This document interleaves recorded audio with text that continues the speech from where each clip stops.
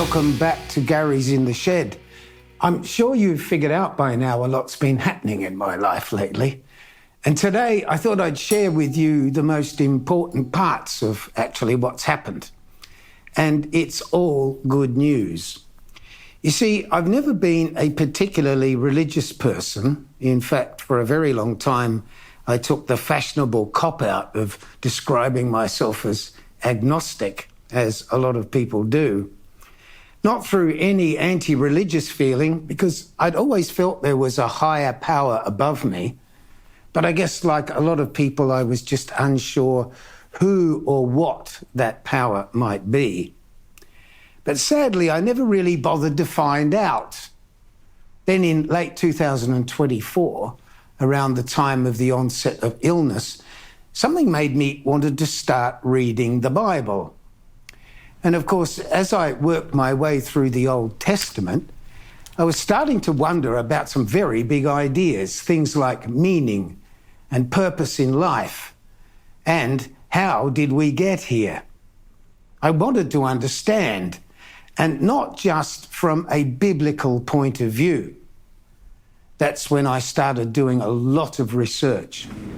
What followed was months of study, lots of reading, all kinds of science books, books by atheists, books by Christians, including the work of Professor Stephen C. Meyer, with a PhD from Cambridge in the philosophy of science. Professor Meyer's work, especially this remarkable book, Signature in the Cell, helped me understand some important pieces in this story. All part of my search, I guess, for some kind of validation of faith. Slowly, I started putting the pieces together with the very first words of the book of Genesis. In the beginning, God created the heaven and the earth. Not a bad start, eh? So I started my study of how the universe began.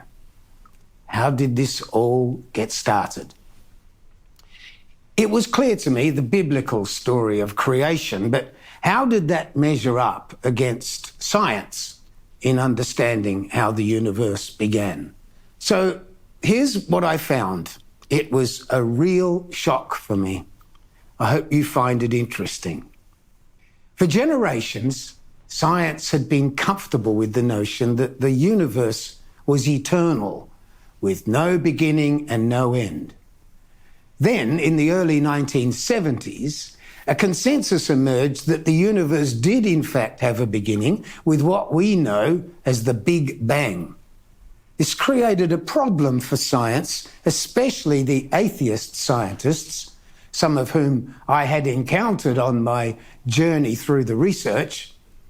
They believed there was a beginning, but even now, 50 years later, they can't say how it happened. In the moments before the Big Bang, 14 billion years ago, and of course through the eternity before that moment, there was no space, no energy, no time, no matter, nothing material at all. Yet suddenly, something beyond the physical, something above material, pushed the universe into existence. Now, I'm certain the universe could not have done that on its own. How do I know? Because the universe did not exist. There was nothing. Nothing except something that had always been there, something truly eternal. Now, after all the research in cosmology and theoretical physics, nobody, including the most committed atheists, have an explanation for what happened. They all say, we just don't know. Actually, some have offered their own version of what might have happened, but it's so strange, I'll save it for later. There's no doubt, however, at the moment of the Big Bang and the countless millennia after, an intelligent force had carefully planned events and prepared every possible variable to deliver a perfect universe. Through this non-physical power, the greatest conflagration of all time and the birth of the universe, first with the arrival of energy, then particles, then matter, stars and galaxies, ever expanding, all at unimaginable force, still going and accelerating today and beyond. Not some random accident, but a deliberate action powered and directed with staggering precision by a powerful intelligence. There were so many variables necessary to make that happen. Most I don't understand, but some are familiar, like velocity, expansion rate, magnetism, temperature, density, gravity, each of them set at precisely the right levels and each of them perfectly in synchronization with one another. If any one of those settings was off by even the tiniest fraction, there would be no universe and there would be no us.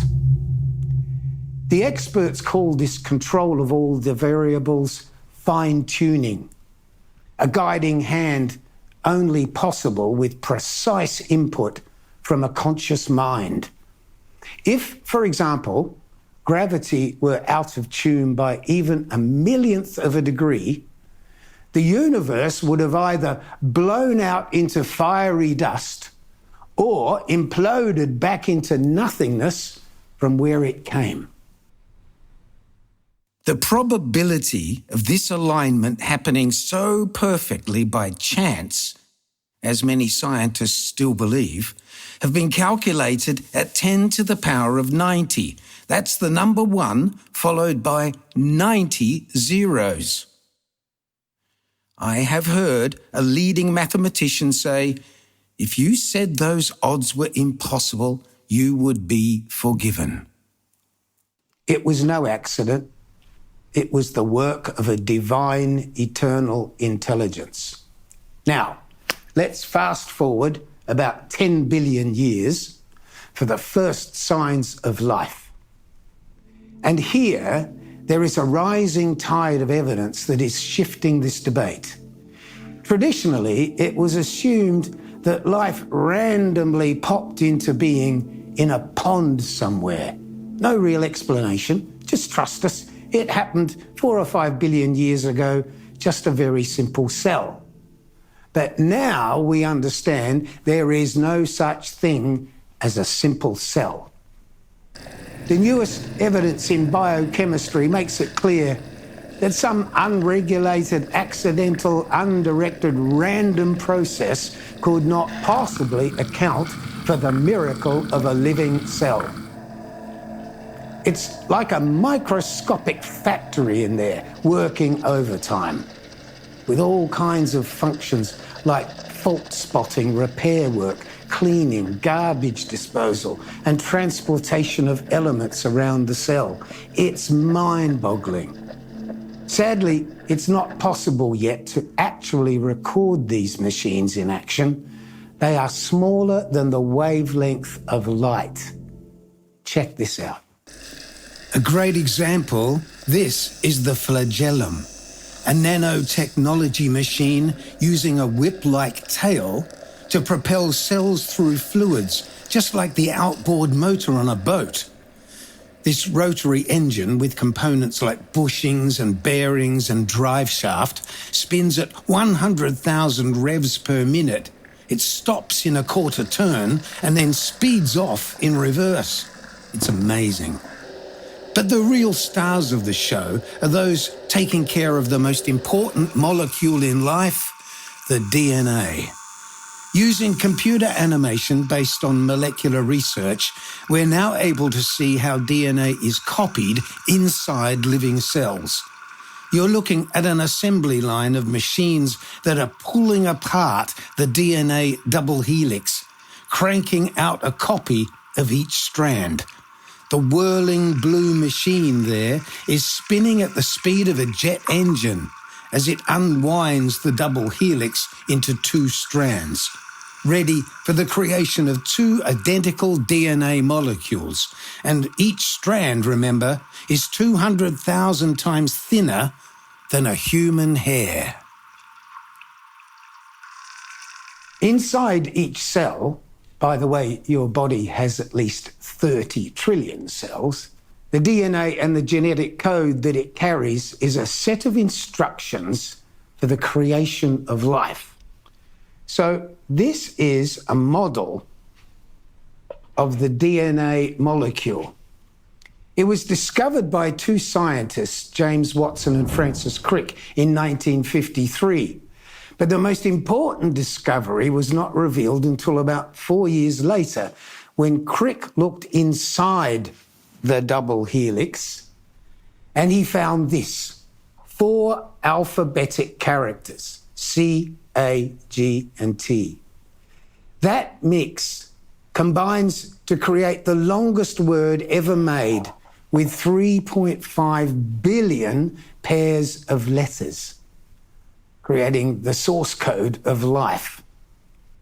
Now, you might find this difficult to believe, but inside your body, the DNA strands we saw in the video before will reach 18 billion kilometres.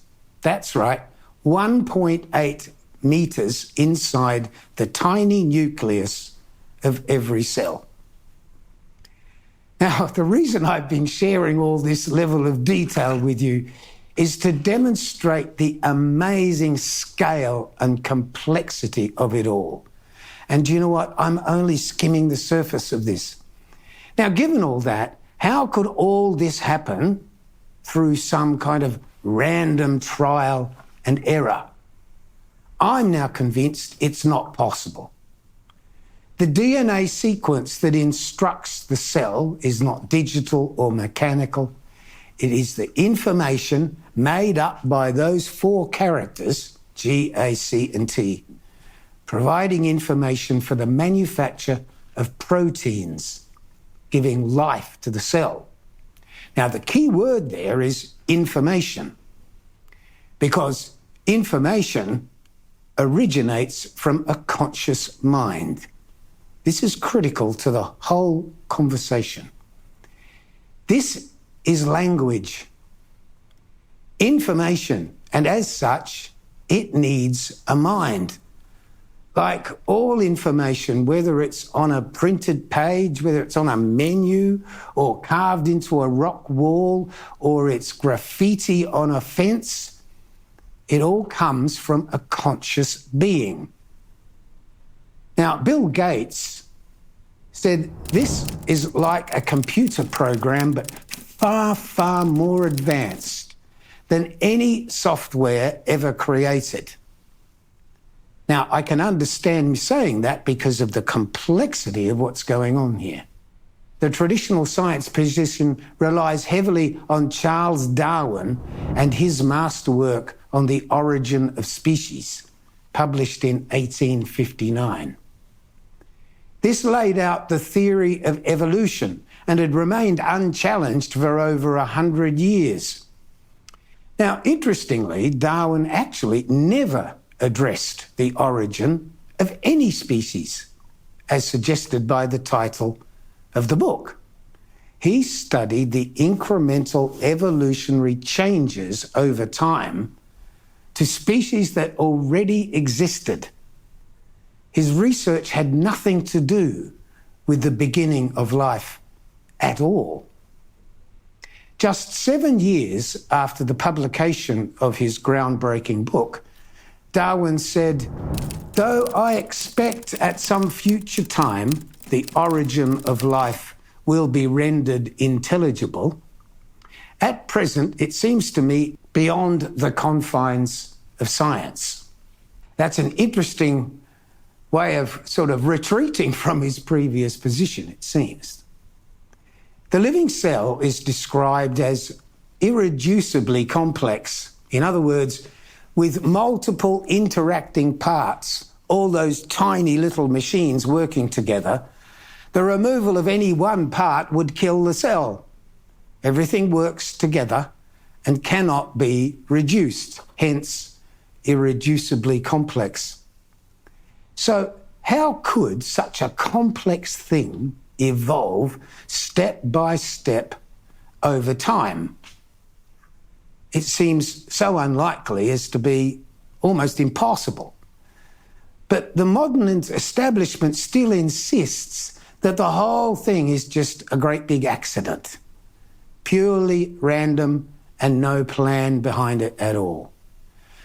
Now, probably the most vocal atheist on this subject is Richard Dawkins, the Oxford biologist, who said, wait for it, "The universe we observe has precisely the properties we should expect if there is, at bottom, no design, no purpose, no evil, no good, nothing but blind, pitiless indifference." So you can see how vocal they become to fight against the idea of intelligent design. For some of the atheists, I think their problem seems to be a reluctance to even consider a higher authority, unable to even whisper the G word. Even Richard Dawkins himself conceded that the information in DNA might be the signature of some kind of designer. I thought, wow, that's exciting. But then, of course, he immediately sidetracked into something about alien civilizations or something. And a lot of people actually believe it, that this came from outer space. And finally, a word from my favourite scientist, Sir Isaac Newton. He's the apple falling on the head guy, who published what many say is the most important scientific paper of all time, back in 1687, on the laws of gravity and motion. That's over 330 years ago. Anyway, this paper is quoted many, many times in science today and is still in use. Newton, in a perfect 8-character formula, enabled the prediction of the movements of all the planets and the sun and the comets across the solar system. Those same laws are used today. And although he never explained what gravity actually is, he could prove that gravity determined the locations and the orbits of the planets, something that the planets could not have done themselves. Very interesting. He's a well-known Christian believer, but still recognised as one of the greatest scientists of all time. In describing the solar system, Newton said, "This most beautiful system, the sun and the planets and the comets, could only proceed from the counsel and dominion of an intelligent and powerful being." Newton then went on to say, "What a clever God did that." So that's the story of Sir Isaac Newton. Now, in summary, just 3 important points to remember for both the birth of the universe and the origin of life. The material universe had a beginning. It's acknowledged. It's the Big Bang, and nobody contests it. Science, meanwhile, can't explain it. And point 3, there is compelling evidence of an intelligent designer for both the birth of the universe and the beginning of life. 10 billion years apart, those 2 moments. Now, earlier I did promise to share with you the atheist alternative to intelligent design. Here it is. It's called the multiverse. Now, in this theory, there is not one world, the one we know and love. There are infinite worlds, and we just lucked out to be on this one. Well, it's very weird, and it's quite easily challenged, because we can simply ask, okay, if that's true, who created your infinite worlds? For generations, you see, scientists had assumed an eternal world and liked to challenge the Christians. So, who created God? Now we answer, no one created our God, he's eternal. So who do you think created the universe? It's a very simple conversation now. Because unlike the early scientists like Darwin, like Newton, we know a lot more about both the universe and the beginnings of life. And so I believe in an intelligent designer. So who or what might that be? Unlike many scientists, I'm no longer afraid of the G word. For me, it is God. And now, everywhere I look, I see evidence of fine-tuning. And I see evidence everywhere of intelligent design. Now, everywhere I look, I see evidence of God. I want to thank you for sticking with me through this quite long and complicated conversation, but I thought it was an important thing to do. Now, some of it was quite complicated, just like life itself, and I never imagined I would ever dig this deeply into this subject. But equally, I couldn't think of anything more important.